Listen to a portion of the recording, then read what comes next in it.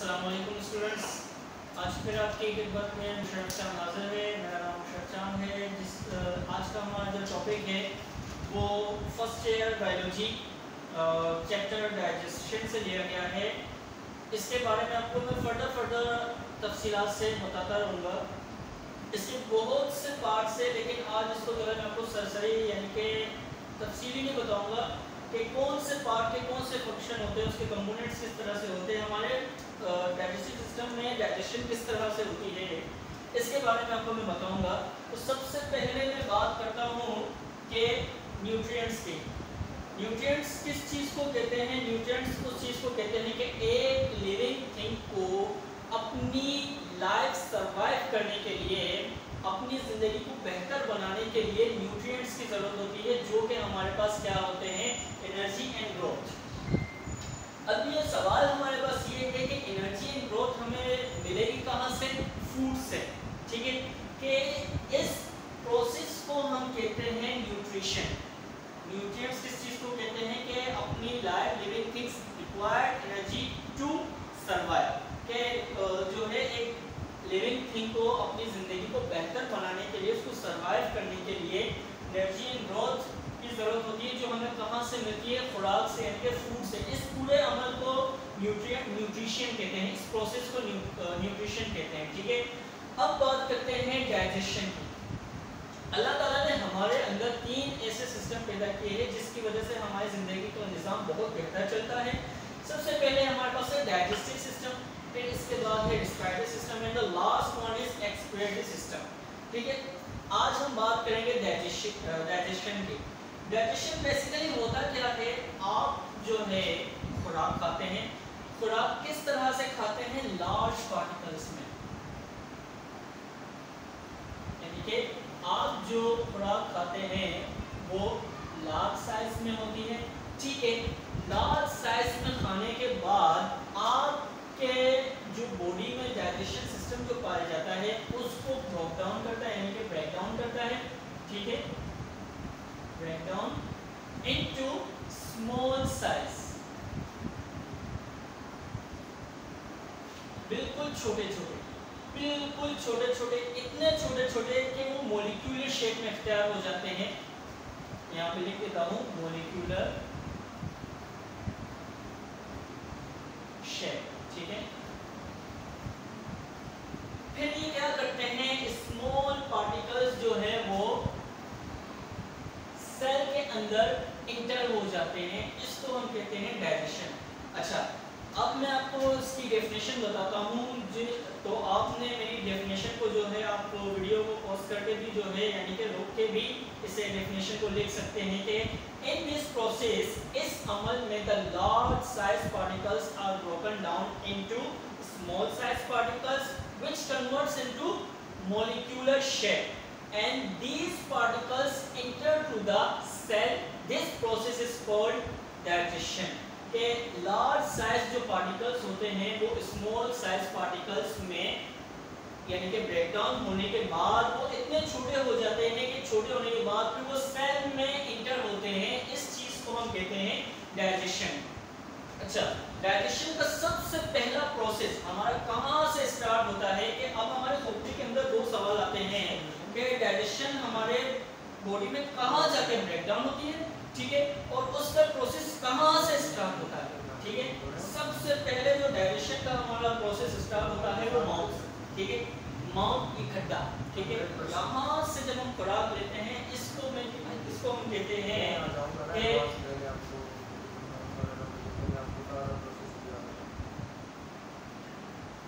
ऑरल cavity. ठीक है, इसको मैंने नंबर 1 पार्ट का नाम दे दिया। ऑरल कैविटी में जब आप खुराक लेते हैं, अब ऑरल कैविटी के अंदर कौन कौन सी चीजें पाई जाती हैं? सबसे पहले, ठीक है, ऑरल कैविटी में ज़बान है। ठीक है, फिर इसके अंदर ऑरल कैविटी के ज़बान के साथ साथ इसमें आपको जो होते हैं वो टीथ होते हैं। ठीक है, टीथ होने के क्या आपके इस ऑरल कैविटी में क्या काम करते हैं कि टीथ और ज़बान, टीथ और ज़बान की बदौलत आपके अंदर जो है टीथ आपके क्या करते हैं? फूड को ग्राइंडिंग करते हैं। फूड को ग्राइंडिंग करते करते आपके यहाँ पे जो है फेरिंक्स, सेकंड पार्ट हमारे पास है यहाँ पर फेरिंक्स। फेरिंक्स क्या करता है, सैलिवा प्रोड्यूस करने में मदद देता है। इसके दो काम होते हैं फेरिंक्स के, बहुत से काम हैं लेकिन हमारे पास इंपॉर्टेंट दो काम है। सैलिवा को यानी कि थूक को पैदा करने में अहम किरदार अदा करता है। जब आप किसी चीज को देखते हैं, खाने की चीज को देखते हैं, तो उसको देखकर आपके मुंह में जो पानी आता है यानी कि आपके गले को और जबान को गीला करने में मदद जो देता है वो फेरिंक्स करता है, जिसमें क्या प्रोड्यूस होता है, सैलिवा। क्या प्रोड्यूस होता है, सैलिवा। मैं यहाँ पे लिख देता हूँ कि सैलिवा प्रोड्यूस होता है। अच्छा, बेसिकली फेरिंक्स का क्या काम होता है, यहाँ पर इस हिस्से में दो पाइप पाए जाते हैं। एक तो वाइड पाइप, यहाँ पे मैं लिख देता हूँ कि wide pipe, and the next one is food pipe. के दो पाइप पाए जाते हैं जो बेसिकली फेरिंक्स की मदद से खोलने में मदद देते हैं अपने आप। ठीक है, फेरिंक्स का क्या काम होता है, फर्दर आगे मैं इसकी तफसील आपको बताता रहूंगा। फेरिंक्स जो है वॉइस प्रोड्यूस करने में मदद देता है, जिसमें लाइनिंग्स पाए जाते हैं। ठीक है, फिर यहाँ से खुराक जब आपके होते हुए जाती है वो नंबर 3 पार्ट में आती है ओइसोफेगस। अब सवाल हमारे पास आता है कि ओइसोफेगस हमारे पास किस चीज में मदद देता है। ओइसोफेगस बेसिकली आपके फूड को, आपकी ग़िज़ा को हलक से लेकर जो यहाँ पे मस्कुलर पार्ट जिसको हम कहेंगे स्टमक, क्या कहेंगे, स्टमक, जो बिल्कुल मस्कुलर वॉल की तरह होता है, मस्कुलर वॉल की तरह होता है, जो बिल्कुल लचकदार होता है, रबर की तरह होता है, जो आपकी ग़िज़ा को स्क्वीज करने में मदद देता है। ठीक है, ये ओइसोफेगस के जरिए, इसमें स्टमक के जरिए स्टमक तक आती है खुराक।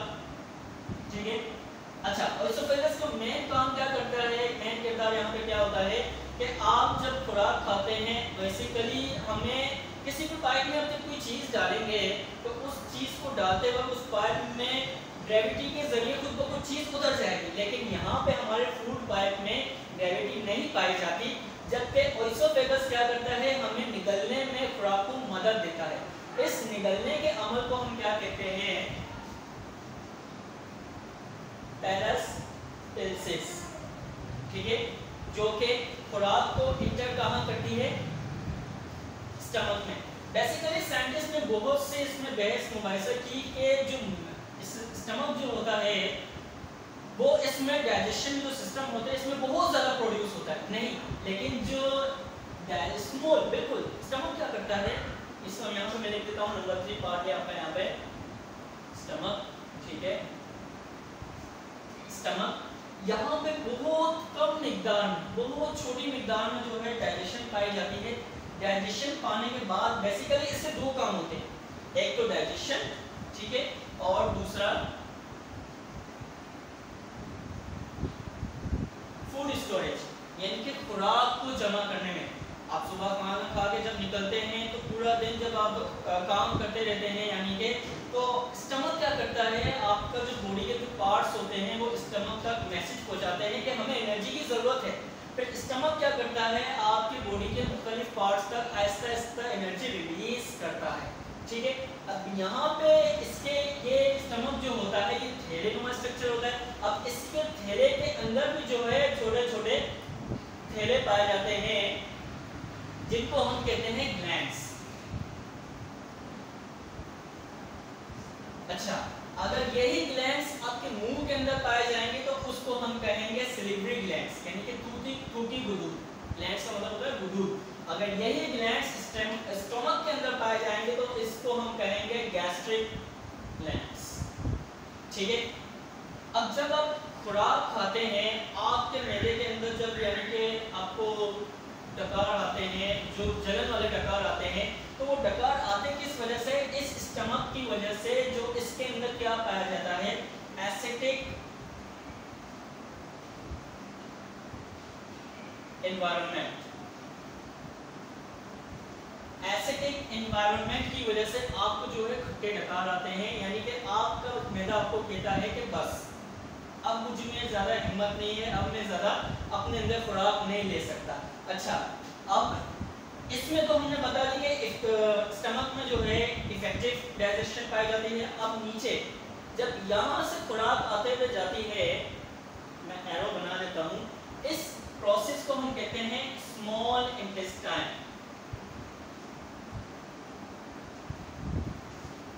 अब जो है ना, यानी कि बेसिकली आपका जो डाइजेशन का जो प्रोसेस स्टार्ट होता है वो माउथ से स्टार्ट होता है, लेकिन स्टमक में बिल्कुल कम यानी कि इफेक्टिव डाइजेशन पाई जाती है, बहुत कम मिकदार में। असली जो डाइजेशन का जो प्रोसेस स्टार्ट होता है वो स्मॉल इंटेस्टाइन में स्टार्ट होता है। स्मॉल इंटेस्टाइन में किस तरह से स्टार्ट होता है? क्योंकि इसके अंदर पाए जाते हैं enzymes. What are enzymes? Enzymes हम किसको कहते हैं? द ब्रेकडाउन ऑफ फूड, यानी कि जो आपकी खुराक को तोड़ने में मदद देता है वो स्मॉल इंटेस्टाइन होती है। आपकी जो खुराक को तोड़ने में मदद देती है उसके अंदर जो एंजाइम्स होते हैं वो कहाँ टूटते हैं? स्मॉल इंटेस्टाइन में। स्मॉल इंटेस्टाइन से जब गुजरते हुए, अच्छा एक और मैं आपको यह बात बता दूं, स्मॉल इंटेस्टाइन के बिल्कुल करीब आपको ब्लड वेसल्स नजर आती हैं। ब्लड वेसल्स खून की छोटी छोटी नलियां, बिल्कुल बारीक नलियां होती है जिसमें आपकी डाइजेस्टिव फूड पाई जाती है, ठीक है। फिर खुराक जो है स्मॉल इंटेस्टाइन से होते हुए कहाँ प्रोसेस होती है? लार्ज इंटेस्टाइन के अंदर, ठीक है। लार्ज इंटेस्टाइन के अंदर जब प्रोड्यूस होती है, यानी कि इसके अंदर, अब मैं यहाँ पर एक चीज़ आपको बता दूँ, जब खुराक आपकी स्मॉल इंटेस्टाइन के जरिए से लार्ज इंटेस्टाइन में जाती है तो आपकी खुराक इसमें जाकर यहाँ पे एसिडिक एनवायरनमेंट होता है और लार्ज इंटेस्टाइन में अल्कलाइंस होता है। अल्कलाइंस यानी कि खुराक जो होगी वो अनडाइजेस्टेड होगी, थोड़ी सी बिल्कुल अनडाइजेस्टेड होगी, यानी कि लार्ज इंटेस्टाइन में अनडाइजेस्टेड थोड़े थोड़े जो है स्मॉल इंटेस्टाइन से जब खुराक जाती है तो फिर इसके अंदर ऐसे सॉलिड पार्टिकल्स पाए जाते हैं, ऐसे सॉलिड पार्टिकल्स पाए जाते हैं जो बिल्कुल अनडाइजेस्टेड होते हैं। अनडाइजेस्टेड होने की वजह से आपके जो है फिर लार्ज इंटेस्टाइन में दो चीजें मिक्स हो जाती हैं, एक तो है water and the next one is bacteria, ठीक है। ये दो चीजें प्रोड्यूस हो जाती है। अच्छा यहाँ पे स्टूडेंट्स मैं आपको एक और चीज बता दूं, फिर ये लार्ज इंटेस्टाइन जब आपस में मिल जाती है, ठीक है, यहाँ पे एक और चीज मैं आपको बता दूं कि लार्ज इंटेस्टाइन के 3 पार्ट होते हैं। तो 3 पार्ट कौन कौन से होते हैं? सबसे पहले हमारे पास आता है जिसको हम कहते हैं, यानी कि यहाँ पे फिंगर नुमा प्रोजेक्शन पाई जाती है। फिंगर नुमा प्रोजेक्शन पाई जाती है जब अनडाइजेस्टेड फूड की वजह से जब आपके पार्ट्स, आपके बॉडी के अंदर जो लार्ज इंटेस्टाइन है उसमें जब अनडाइजेस्टेड फूड पाया जाता है तो वो जब ज्यादा मिकदार में बन जाता है तो आपको कॉन्स्टिपेशन हो जाती है।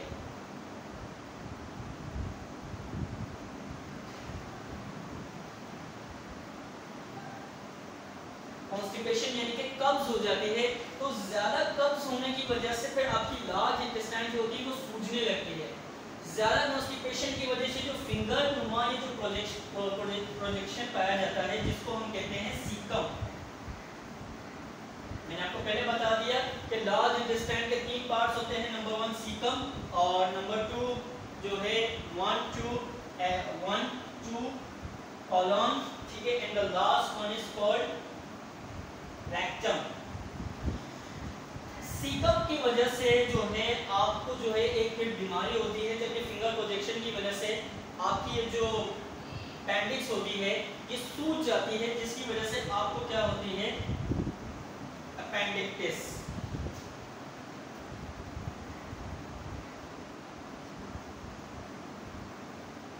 फिर डॉक्टर क्या करते हैं? आपकी इस फिंगर प्रोजेक्शन को जो है काट देते हैं, जिसकी वजह से फिर आप नॉर्मल यानी कि जिंदगी गुजारने के मामूल में हो जाते हैं। अच्छा मैं अपने टॉपिक को दोबारा से आगे से स्टार्ट करना शुरू करता हूँ कि फिर यहाँ से जो आपकी खुराक गुजरते हुए इस प्रोजेक्ट पर आती है। अब जब आपको कॉन्स्टिपेशन, और जब कॉन्स्टिपेशन तो मैंने आपको बता दिया कब, जब वाटर और ऐसे कुछ फिर भी अनडाइजेस्टेड फूड, फिर फिर भी अनडाइजेस्टेड फूड जब आपके खुराक हजम ना हो तो जब वाटर और जब खुराक यानी कि वाटर की मिकदार ज़्यादा हो जाती है, खुराक की मिकदार कम हो जाती है, फिर आपको यहाँ पर एक जगह बीमारी लगती है जिसको हम कहते हैं डायरिया यानी कि लूज मोशन, जिसकी वजह से आपको बार बार जो है वॉशरूम की यानी कि हाजत होती है। तो वॉशरूम की हाजत होने की वजह से अब ये जो सिलसिला है यानी कि लार्ज इंटेस्टाइन का, यहाँ से गुजरते हुए जब ये हिस्सा फुल हो जाता है यानी कि रेक्टम का हिस्सा जब फुल हो जाता है, फिर ये हिस्सा क्या करता है, ब्रेन तक एक मैसेज पहुंचाता है कि मैं फुल हूँ। ब्रेन फिर आपके स्टमक जो यानी कि स्टमक के जरिए से जो रेक्टम का जो नीचा हिस्सा होता है यानी कि बड़े पेशाब की जो जगह होती है वो बिल्कुल खुल जाती है, यानी कि उसका होल बिल्कुल खुल जाता है, जिसकी वजह से आपको हाजत होती है। उस हाजत को हम कहते हैं डेफिकेशन। डेफिकेशन हम बालिगों में ज्यादा पाया जाता है क्योंकि हमें हाजत जो है उस हाजत को कंट्रोल करना आता है, जबकि बच्चों के अंदर हाजत को जो है बर्दाश्त करने की सलाहियत नहीं होती, उनके अंदर डेफिकेशन नहीं पाया जाता। अच्छा, अब हमारे पास यहाँ पे सवाल आता है कि हमारे बड़े पेशाब यानी कि पखाने में स्मेल क्यों आती है? इसमें लाने की हमारे पास वजह क्या है? मेन वजह इसमें लाने की हमारे पास वजह यह है कि आपके लार्ज इंटेस्टाइन में ऐसे बैक्टीरिया पाए जाते हैं जो आपके अनडाइजेस्टेड फूड को और तोड़ते हैं, यानी कि उसको और ब्रेक डाउन करते रहते हैं। ब्रेक डाउन करने की वजह से ऐसे जरासीम होते हैं जो आपके पखाने में स्मेल पैदा कर देते हैं। इस वजह से हमारे जो है बड़े पेशाब यानी कि पखाने में स्मेल आना शुरू हो जाती है। सो स्टूडेंट्स, इसके बहुत सारे पार्ट हैं, मैं फर्दर आपको इंशाल्लाह समझाता रहूँगा। आज का हमारा जो टॉपिक था डाइजेशन का यहीं तक ख़त्म हुआ। मुझे अपनी फीडबैक ज़रूर करें और मेरा चैनल सब्सक्राइब करें और मेरे इस लेक्चर को ज़्यादा से